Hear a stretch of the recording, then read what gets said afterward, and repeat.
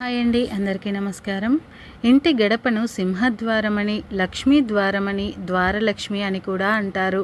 ఇది గడపకు పసుపు కుంకుమలు పువ్వులు పెట్టడం వరకు చాలామందికి తెలిసినదే. ఎందుకు చేయాలో తెలియకపోయినా పెద్దవారి నుండి సాంప్రదాయంగా ఆచరిస్తున్నారు అని చాలామంది గడపలకు తోరణం కట్టి దేవతలకు ఆహ్వానం పంపుతారు. గుమ్మానికి తోరణం కట్టడం అంటే సుఖ సంతోషాలకు దేవతలను ఇంట్లోకి గౌరవంగా ఆహ్వానం పలకటమని. ఎటువంటి అమంగళం ఈ గడప దాటి ఇంట్లోకి రాకూడదు అని గడపకు పూజ చేయాలని మన పండితులు చెబుతున్నారు. మన సాంప్రదాయంలో గుమ్మానికి ఎంతో ప్రాధాన్యత ఉంది. ఇంట్లోకి లక్ష్మీదేవి రావాలంటే, ఇల్లు సిరి సంపదలతో తులతూగాలంటే లక్ష్మీదేవి రావడానికి ఉండవలసిన అనుకూలమైన వాతావరణం మన ఇంట్లో ఉండాలి. అప్పుడే లక్ష్మీదేవి ఇష్టంగా మన ఇంట్లో అడుగు పెడుతుంది. మన ఇంట్లోకి ధనము మనశ్శాంతి అన్నీ రావాలంటే ఇంటి ప్రధాన గుమ్మం లక్ష్మీదేవికి నచ్చినట్లుగా ఉండాలని, ఇంటి ప్రధాన ద్వారం ముందు కొన్ని శుభకరమైన ఏర్పాట్లు చేసుకుంటే లక్ష్మీదేవి నిష్టగా వస్తుందని చెప్తూ ఉన్నారు. ఉదయాన్నే ఇంటి ప్రధాన గుమ్మం ముందు శుభ్రంగా ఉంచుకొని నీటిని చల్లి ముగ్గు వేసి పసుపు కుంకుమలు రంగులతో అలంకరిస్తే లక్ష్మీదేవి ప్రసన్నమవుతుందని, అప్పుడు లక్ష్మీదేవి ఇష్టంగా ఇంట్లోకి వస్తుందని అంటూ ఉంటారు మన పెద్దలు. గడపలకు పసుపు కుంకుమలతో పూజించిన ఇళ్లలో కూడా లక్ష్మీదేవి తాండవిస్తుంది అంటున్నారు. లక్ష్మీదేవికి ఇష్టమైన కలువ పువ్వులను గుమ్మాలకు రెండు వైపులా పెడితే లక్ష్మీదేవి ఇంట్లో తాండవిస్తుంది. ఒకవేళ కలువ పూలు దొరకకపోతే నిత్యం ఏవైనా పూలతో గుమ్మం వద్ద అలంకరించిన లక్ష్మీదేవి ఇష్టపడుతుంది అని చెబుతున్నారు. అయితే రేపు ఆషాఢ సోమవారం ఉదయం గుమ్మంపై ఈ నీటిని చల్లితే మీ ఇంట్లో ఉన్న దరిద్రం అంతా కూడా బయటకు వెళ్ళిపోతుంది. లక్ష్మీదేవి మీ ఇంటిలో అడుగుపెట్టి మిమ్మల్ని కుబేరులుగా మారుస్తుంది. ఇంటి గుమ్మం అందంగా అలంకరించబడి ఉంటే లక్ష్మీదేవి స్వయంగా మన ఇంటికి వస్తుంది. ఇంటి గుమ్మానికి వాడిపోయిన తోరణాలు లేకుండా చూసుకోవాలి. రేపు ఆషాఢ సోమవారం రోజు మీరు మీ ఇంటి ప్రధాన గుమ్మంపై ఇప్పుడు చెప్పుకోబోయే నీటిని చల్లితే మీ ఇల్లు ధనధాన్యాలతో నిండిపోతుంది. లక్ష్మీదేవి అనుగ్రహించి మీ ఇంటిని సిరి సంపదలతో నింపేస్తుంది. రేపు ఆషాఢ సోమవారం మీరు కొన్ని ప్రత్యేకమైన పరిహారాలను చేయాలి. మీ ఇంటిలో లక్ష్మీదేవి అడుగు పెట్టాలి అంటే ముందుగా రేపు ఆషాఢ సోమవారం ఉదయం మీ ఇంటి గుమ్మంపై నీటిని చల్లి పనిచేస్తే మీ ఇంటికి లక్ష్మీదేవి పరుగు పరుగున వస్తుంది. రేపు ఆషాఢ సోమవారం లక్ష్మీదేవిని ప్రసన్నం చేసుకోవడానికి గుమ్మంపై ఏ నీటిని చల్లాలో ఈ వీడియోలో వివరంగా తెలుసుకుందాం. అంతకన్నా ముందు మన కష్టం ఎప్పటికీ వృధా కాదు అని తెలిపే ఒక మంచి నీతి కథను విందాం. పూర్వం విజయేంద్రపురి అనే ఊరిలో సీనయ్య అనే నిజాయితీపరుడు ఉండేవాడు. తయారు చేసిన చెప్పులను ఒక బండి మీద వేసుకొని వెళ్ళి ఒక చెట్టు కింద అమ్మేవాడు. జత చెప్పులను మాత్రం ఎప్పుడూ తన చేతి సంచిలోనే ఉంచుకునేవాడు. ఎంతోమంది ఆ చెప్పుల గురించి అడిగినా నవ్వి ఊరుకునేవాడు. కొంతమంది వాటిని అమ్మమని అడిగినా కుదరని అనవాడు. మళ్ళీ మళ్ళీ అడిగితే కోప్పడేవాడు. దాంతో కొంతమంది అతనికి చాలా గర్వం, కోపం అని ప్రచారం చేశారు. అతడి నైపుణ్యము, కష్టపడే తత్వం, నిజాయితీ మరుగున పడిపోయాయి. సీనయ్య గురించి తెలుసుకున్న ఆ దేశ రాజ మహేంద్రుడు తనను పిలిపించమని ఆదేశించాడు.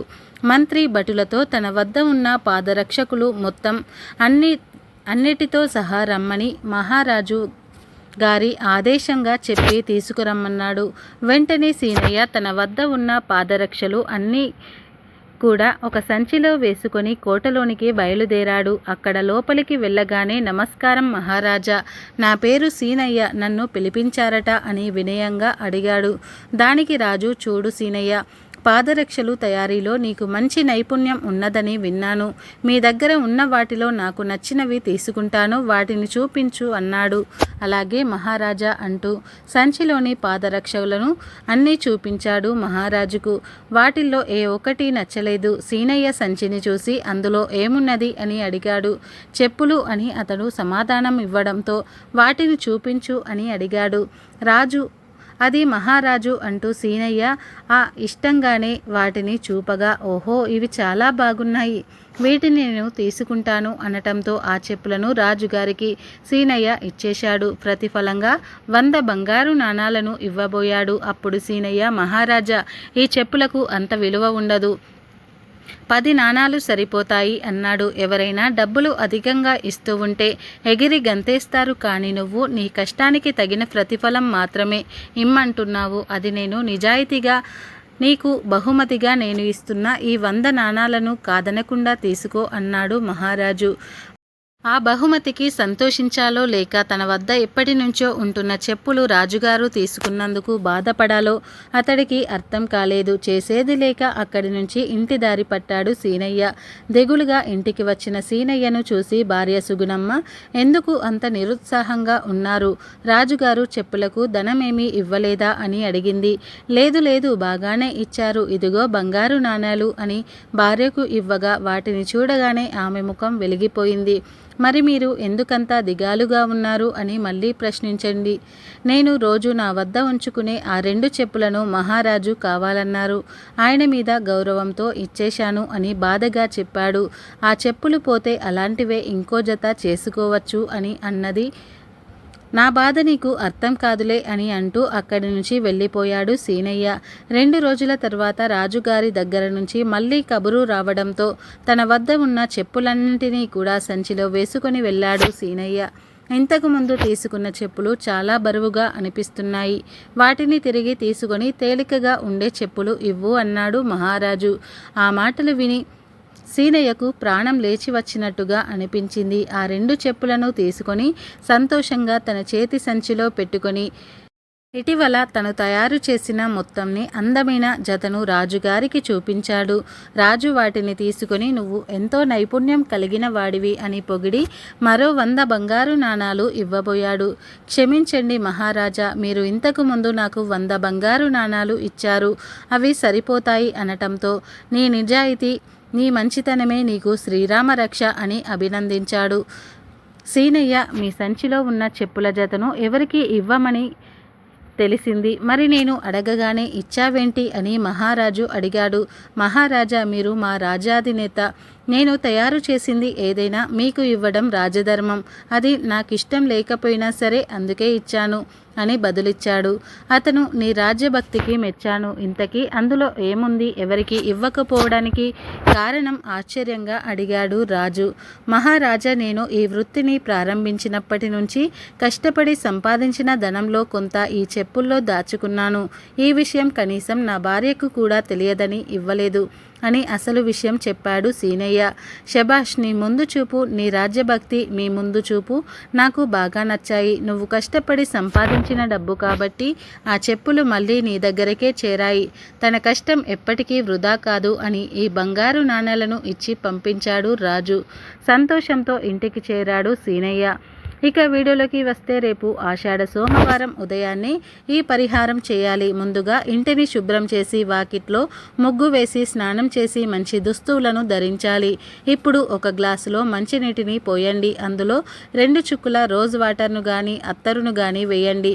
ఆ తర్వాత కొంచెం గంధం వేయండి. ఇప్పుడు అందులో కొంచెం గల్లులుప్పు కూడా వేయండి. ఇవన్నీ వేసి ఆ గ్లాసులో ఒక బిర్యానీ ఆకును కూడా వేయండి. ఆ గ్లాసును మీ పూజా గదిలో పెట్టుకోండి. లక్ష్మీదేవికి నిష్టగా పూజ చేసి లక్ష్మీ పటంతో పాటు ఆ గ్లాసుకు కూడా దీపం హారతి చూపించండి. తర్వాత మీ సంకల్పం చెప్పుకోండి. లక్ష్మీదేవిని ఆహ్వానిస్తున్నాము అని చెప్పుకొని ఆ గ్లాసులో నీటిని తీసుకొని అందులో వేసిన బిర్యానీ ఆకుతో ఆ నీటిని బాగా కలపాలి. ఆ తర్వాత నీటిని మీ ఇంటి ప్రధాన ద్వారంపై తలుపులపై చల్లాలి. కొందరికి పెరటి తలుపు కూడా ఉంటుంది, ఆ పెరటి తలుపుపై గుమ్మంపై చల్లాలి. ఉప్పు, గంధం, అత్తరును వేసిన వాటర్ని గుమ్మంపై చల్లడం వల్ల మీ ఇంట్లో ఉన్న దారిద్ర్యం క్షణాల్లో పోతుంది. మీ ఇంటిలో లక్ష్మీదేవి అడుగు పెడుతుంది.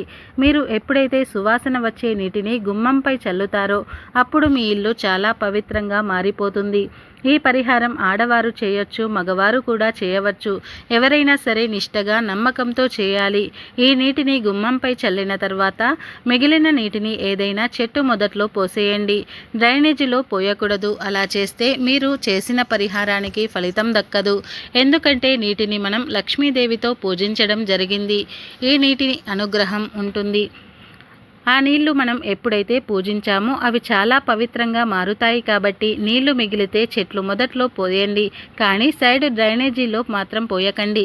రేపు ఆషాఢ సోమవారం ప్రతి ఒక్కరు కూడా గుర్తుపెట్టుకొని ఈ నీటిని ఇంటి గుమ్మంపై చల్లండి. మీ ఇంటిని సిరుల వర్షంతో నింపుకోండి. లక్ష్మీదేవి అనుగ్రహాన్ని పొంది ఆనందంగా జీవించండి. బంగారం చూసి ఆశపడి కొనలేని ఆడవారు సోమవారం ఇలా చేస్తే మీరు కోరుకున్నంత బంగారం వస్తుందని పెద్దలు అంటూ ఉన్నారు. జీవితంలో తొందరగా బంగారం కొనాలంటే, ఇల్లంతా బంగారంతో నిండిపోవాలంటే సోమవారం రోజు ఒక చిన్న పని చేయాలి. ఆ పని ఏమిటో ఈరోజు మనం ఈ వీడియోలో తెలుసుకుందాం. చాలామంది ఆడవారికి బంగారం మీద మక్కువ అనేది ఎక్కువగా ఉంటుంది, కానీ కొనడానికి చేతిలో డబ్బులు ఉండవు. బంగారం చూసి ఆశపడుతూ ఉంటారు, కానీ కొనుక్కోలేరు.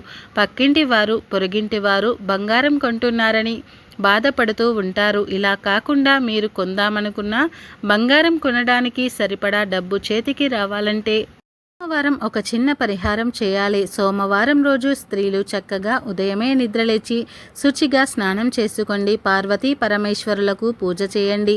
దీపధూప నైవేద్యాలను చూపించండి. పెరుగులో పంచదార కలిపి నైవేద్యం పెట్టి పెరుగును ప్రసాదంగా స్వీకరించండి. ఇలా ప్రతి సోమవారం చేస్తూ ఉన్నారంటే అమ్మవారి అనుగ్రహంతో తొందరలోనే బంగారం కొనే అవకాశం వస్తుంది. ప్రతి సోమవారం ఈ విధంగా చేయాలి. అయితే ఈ పూజలో సంకల్పం చెప్పుకోవడం ప్రధానం. మీకు బంగారం కొనాలి అనే కోరిక ఉంది. ఆ కోరిక తీరాలని శివపార్వతులకు గట్టిగా సంకల్పం చెప్పుకోండి. అలా సంకల్పం చెప్పుకున్న తర్వాత పంచదార కలిపిన పెరుగును నైవేద్యంగా పెట్టి ప్రసాదంగా స్వీకరించండి. ఇలా బంగారం కావాలని మీ కోరిక నెరవేరే వరకు కూడా ప్రతి సోమవారం ఈ పరిహారం చేయండి. తప్పకుండా మీకు కావలసినంత బంగారం కొనుక్కుంటారు. అంటే కేజీల బంగారం కొనుక్కోవాలని కోరుకోకూడదు. న్యాయబద్ధంగా ఉండే కోరిక, ధర్మబద్ధంగా ఉండే కోరిక కోరుకోవాలి. దీనితో పాటుగా ప్రతి సోమవారం రోజు 108 సార్లు ఒక చిన్న లలిత అమ్మవారి నామము చదివితే తొందరగా బంగారు యోగం కలుగుతుంది. మరి ఆ నామం ఏమిటంటే ఓం భద్ర ప్రియాయై నమః. లలిత సహస్రనామాలలో అమ్మవారికి సంబంధించిన ఒక శక్తివంతమైన నామం ఉంది. ఆ నామాన్ని ఎవరైతే ప్రతి సోమవారం 108 లేదా 54 లేదా 21 సార్లు చదువుతారో వారు విపరీతంగా బంగారం కొనుక్కునే అవకాశం వస్తుంది. ఇల్లంతా బంగారంతో నిండిపోతుంది. అంతేకాదు, ఈ నామం చదవటం వలన జీవితంలో శుభాలేవి లేకుండా అన్ని శుభాలే జరుగుతాయి. ఈ నామం ఎంతో శక్తివంతమైనది. భద్ర అంటే బంగారం అని అర్థం. అమ్మవారికి బంగారు ఆభరణాలు అంటే చాలా ఇష్టం. ఈ నామంలో ఉన్న అర్థం ఏమిటంటే బంగారం అంటే ఇష్టమైన అమ్మవారికి నమస్కారం అని అర్థం. అందుకే ఈ మంత్రం చదివితే తొందరగా బంగారం కొనుక్కుంటారు. ఎవరైతే ప్రతి సోమవారం శివపార్వతులకు పూజ చేసి సంకల్పం చెప్పుకొని పెరుగు, పంచదార నైవేద్యం పెడతారో, దానితో పాటు ప్రతి సోమవారం ఈ మంత్రం చదువుతూ వారికి అతి తొందరలోనే బంగారం కొనే యోగం వస్తుంది. బంగారం కొనడానికి సరిపడా డబ్బు చేతికి వస్తుంది. చేసి చూడండి. వారం రోజుల్లో మీ కోరిక తీరిపోయే అవకాశం ఉంది. కాబట్టి బంగారం కొనుక్కోవాలని ఆశపడే స్త్రీలు సోమవారం ఈ పరిహారాలు చేసుకొని మీ కోరిక నెరవేర్చుకొని బంగారం కొనుక్కొని సంతోషంగా జీవించండి. ఫ్రెండ్స్, ఈ వీడియో నచ్చితే లైక్ చేయండి, షేర్ చేయండి. అలాగే మా ఛానల్ని ఫస్ట్ టైం కనుక చూస్తున్నట్లయితే ఇప్పుడే సబ్స్క్రైబ్ చేసుకొని పక్కనే ఉన్న గంట సింబల్ని యాక్టివేట్ చేసుకోండి. అప్పుడే మేము పెట్టే ప్రతి వీడియో మీకు నోటిఫికేషన్గా వస్తాయి. అలాగే ఈ వీడియో నచ్చితే కామెంట్ బాక్స్లో ఓం నమః శివాయ అనే చిన్న కామెంట్ అయితే చేయండి. ఈ వీడియో పూర్తిగా చూసినందుకు ధన్యవాదాలు.